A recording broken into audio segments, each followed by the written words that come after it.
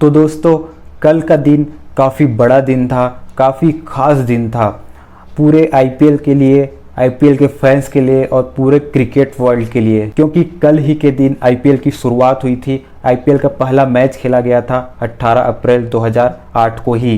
कल ही के दिन रॉयल चैलेंजर बेंगलोर और केकेआर के बीच पहला मैच खेला गया था, जिसमें ब्रेंडन मैकुलम ने 158 रन की धुआंधार पारी खेली थी, जिसकी बदौलत आईपीएल जो है रातों रात हिट हो गया था पूरे क्रिकेट की दुनिया में। और अब देखिए कल का दिन, तो कल का दिन भी काफ़ी बड़ा था, क्योंकि कल के दिन रॉयल चैलेंजर बेंगलोर और कोलकाता नाइट राइडर्स के बीच पहला मुकाबला खेला गया 3:30 बजे, जहां रॉयल चैलेंजर बेंगलोर 38 रन से वो मैच जीता। तो थोड़ी चर्चा इस पर भी कर ली जाए और कल के शाम के मैच के बारे में भी बात करेंगे। तो सबसे पहले देखते हैं रॉयल चैलेंजर बेंगलोर और कोलकाता नाइट राइडर्स के बीच क्या हुआ था और कैसे जीती रॉयल चैलेंजर बेंगलोर। टॉस जीता विराट कोहली ने और फिर बैटिंग करने का फैसला लिया, क्योंकि जो मैच है वो चेन्नई में हो रहा था और चेन्नई की पिच जो है सबको पता चल गया है कि वहाँ क्या करना चाहिए टॉस जीत के। और विराट कोहली भी काफ़ी खुश हुए होंगे कि उन्होंने मॉर्गन के अगेंस्ट इतने दिनों बाद टॉस जीता है। उन्हें शायद यकीन नहीं हुआ होगा कि वो मॉर्गन के अगेंस्ट टॉस जीत गए। चलो अच्छी बात है, विराट कोहली ने टॉस जीती, फिर बैटिंग करने का फैसला लिया। बैटिंग करने आए, लेकिन उनकी शुरुआत काफ़ी अच्छी नहीं थी। दूसरे ओवर में ही विराट कोहली और रजत पाटीदार आउट हो चुके थे। वरुण चक्रवर्ती जो अच्छी बॉलिंग कर रहे थे, दोनों विकेट अपने एक ही ओवर में लेके गए। विराट कोहली को लगा कि 10-11 ओवर के बाद से रन नहीं बनते हैं, तो उन्होंने सोचा कि पावर प्ले का अच्छी तरीके से यूज़ किया जाए और उन्होंने रन बनाने का सोचा।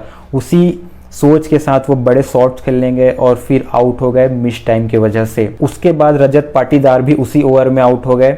उसके बाद जब मैक्सवेल आए तो उन्होंने देवदत्त पडिक्कल के साथ अच्छी पार्टनरशिप की। अच्छी बात यह है कि मैक्सवेल एक बहुत अच्छे फॉर्म में चल रहे हैं। उन्होंने अपने पिछले दोनों मैचों में अच्छी बैटिंग की थी, एक में 50 भी किए थे उन्होंने, और इस मैच में भी उन्होंने एक अच्छा 50 किया। जहां हमने देखा कि पिछले 4-5 मैच में बैटिंग काफ़ी मुश्किल लग रही थी, उस जगह पे आके मैक्सवेल ने अच्छी शानदार पारी खेली। जो खराब बॉल थी उस पर अच्छे शॉट्स खेल रहे थे, और जो अच्छी बॉल थी उसको अच्छी तरीके से खेल रहे थे और कभी कभी सिंगल डबल्स भी ले रहे थे।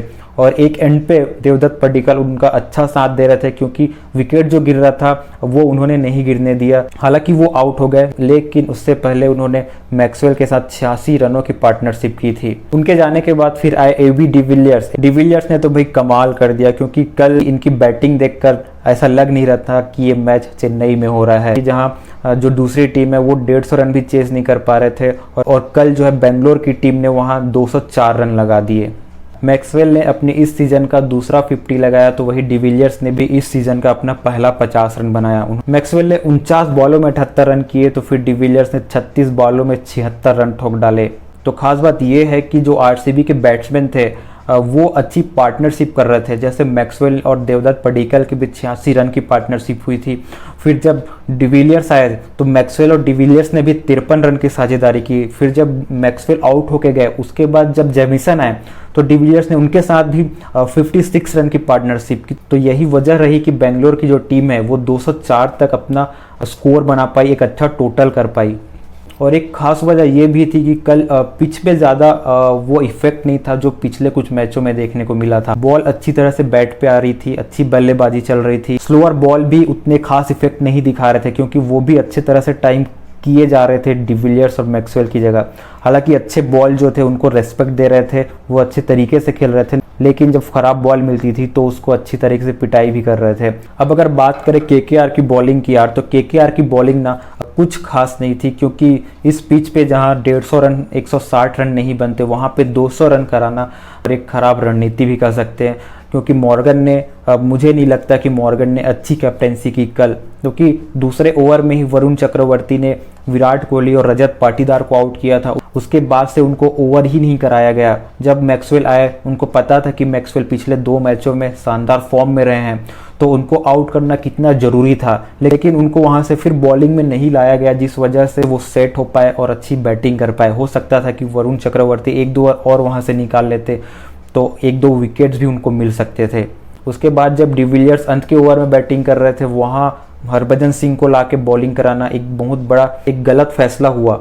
क्योंकि सबको पता है कि लास्ट के ओवर में डिविलियर्स किस तरह से खेलते हैं, चाहे बॉलर कोई भी हो वो सबकी धुलाई कर देते हैं। ऐसे में हरभजन सिंह जैसे एक ऑफ स्पिनर को राइट हैंड बैट्समैन के सामने लाना एक गलत निर्णय साबित हुआ केकेआर के लिए, उनके कैप्टन के लिए, क्योंकि उनको काफ़ी मार पड़ी उस ओवर में। उसके बाद जब कोलकाता की टीम बैटिंग करने आई तो उनकी शुरुआत अच्छी रही थी। शुभमन गिल ने अच्छी तेज शुरुआत दी थी, उनके साथ नीतीश राणा ने भी अच्छी शुरुआत दी, लेकिन जैसे ही शुभमन गिल आउट हुए जो रन है वो रन की गति रुक सी गई। उसके बाद जो बाकी के बैट्समैन आए वो वही 20, 25, 30 रन करके चलते बने। इसका मतलब ये कि उन्होंने कोई बड़ी पार्टनरशिप नहीं की जो उन्हें मैच जिता सकती थी। मॉर्गन ने इस बार कुछ अच्छे शॉट जरूर खेले, लेकिन वो उतनी कारगर साबित नहीं हुई, वो उतनी अच्छी इनिंग्स नहीं खेल सके जो मैच को जिता सके। आंद्रे रसेल ने लास्ट में ज़रूर कोशिश की, लेकिन उनके लिए वहाँ बॉल कम थी और उन्हें शॉट्स बड़े खेलने थे, और ये भी एक गलत फैसला हो सकता है केकेआर के लिए, क्योंकि जो रसेल है वो एक बड़े बैट्समैन है और उनका ऐसे सिचुएशन में ऊपर आके बैटिंग करना बनता था, क्योंकि रसेल जो है पिछले 2 मैच से स्ट्रगल कर रहे थे। तो ये स्टेज रसेल के लिए काफ़ी अच्छा था, क्योंकि पिच जो है उतनी हरकत नहीं कर रही थी, वो आके अपना समय ले सकते थे और रन बना सकते थे। आप हर बार उनसे एक ही तरीके की उम्मीद लगा के नहीं रख सकते कि वो लास्ट के ओवर्स में आएंगे, आपको 5 छक्के और 5 चौके लगा के मैच जिता के जाएंगे। माना कि वो एक फिनिशर है, लेकिन जहां टीम को ज़रूरत होगी वहां उनको बैटिंग कराना बनता है, उनको उस तरह से प्रमोट करना चाहिए जहां से वो आपको मैच जिता के दे, ना कि एक ही जगह पे उनको बिना मतलब के बिठा के रखना और उनकी जो इनिंग्स है उसको वेस्ट करना। तो ये भी एक ख़राब रणनीति रही थी कोलकाता के लिए, और उनके कैप्टन जो एक इंटरनेशनल कैप्टन है, सोचने वाली बात है अगर वो इस तरह की गलती करे। अब वहीं अगर बात करें आरसीबी की गेंदबाजी की, तो उनके बॉलर्स ने काफ़ी अच्छी गेंदबाजी की है। अगर बात करें मोहम्मद सिराज की, तो हमेशा की तरह उन्होंने पावर प्ले में एक अच्छा ओवर डाला। उसके बाद फाइनली यजुवेंद्र चहल को इस सीज़न का उनका पहला विकेट मिला, उन्होंने 2 विकेट लिए कल के मैच में। काइल जेमिसन ने थोड़े रन जरूर दिए, लेकिन उनको 3 विकेट मिले। उसके बाद हर्षल पटेल जो एक्स फैक्टर साबित हो रहे हैं आरसीबी के बॉलिंग लाइनअप के लिए, क्योंकि वो डेथ ओवर्स में आते हैं जहां वो रन नहीं देते, ऊपर से अच्छे विकेट्स भी ले जाते हैं। तो ये बहुत अच्छी बात है आरसीबी के टीम के लिए कि उनकी बैटिंग भी अच्छी संतुलित है और बॉलिंग लाइनअप भी अच्छा कर रही है। और अंत में एबी डिविलियर्स को उनके अच्छी पारी के लिए मैन ऑफ द मैच दिया गया। तो वहीं अब बात करें शाम की मैच की, जो दिल्ली कैपिटल्स और पंजाब किंग्स के बीच खेला गया था, तो यार इस मैच में ना बैट्समैन ने पूरी तरह से डोमिनेट किया। इवन पिच भी बैटिंग वाली थी। हमने देखा कि पिछले 1-2 मैचों में पिच की जो हरकत है वो बदल गई है, थोड़ी बॉल फंसने लगी थी, लेकिन इस मैच में ऐसा नहीं हुआ। बॉल अच्छी तरीके से बैट पे आ रही थी और अच्छे रन बने, खूब रन बने और चेस भी किया गया। तो चलो जानते हैं किस तरह से चेस किए। तो टॉस जीता दिल्ली की टीम ने और फील्डिंग का फैसला किया। बैटिंग करने आई पंजाब की टीम। शुरुआत बहुत अच्छी थी, मयंक अग्रवाल ने टीम को काफ़ी तेज शुरुआत दिलाई। पावर प्ले के ओवर्स में उन्होंने दिल्ली की खूब पिटाई की। उनका साथ दे रहे थे केएल राहुल, हालांकि वो थोड़ी स्लो इनिंग खेल रहे थे, लेकिन एक ओर से विकेट बचा के रखे थे। मयंक अग्रवाल ने ताबड़तोड़ बैटिंग करते हुए 36 गेंदों में 69 रन ठोक डाले। एक अच्छी पारी उन्होंने यहाँ खेली थी, क्योंकि पहले के 2 मैचों में जिस आक्रामक सोच की वजह से वो आउट हुए थे, उसी आक्रामक सोच की वजह से यहाँ वो इतनी अच्छी पारी खेल गए।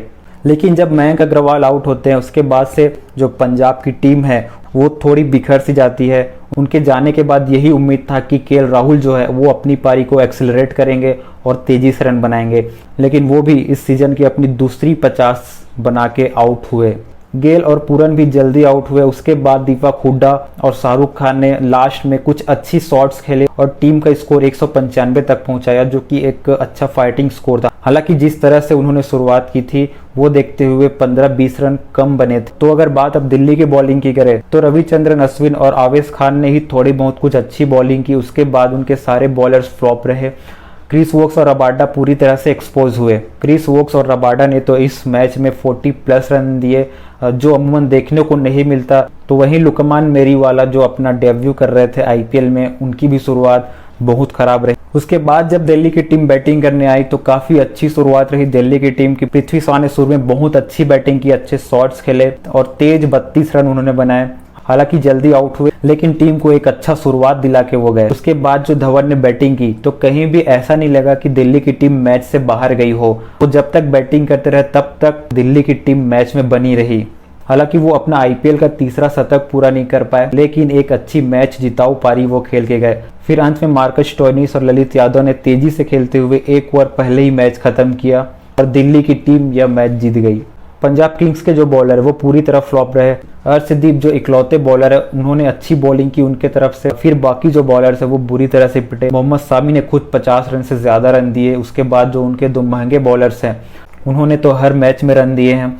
तो ये जो बॉलिंग अटैक है पंजाब किंग्स की वो एक बड़ी प्रॉब्लम बन सकती है आगे के मैचों के लिए।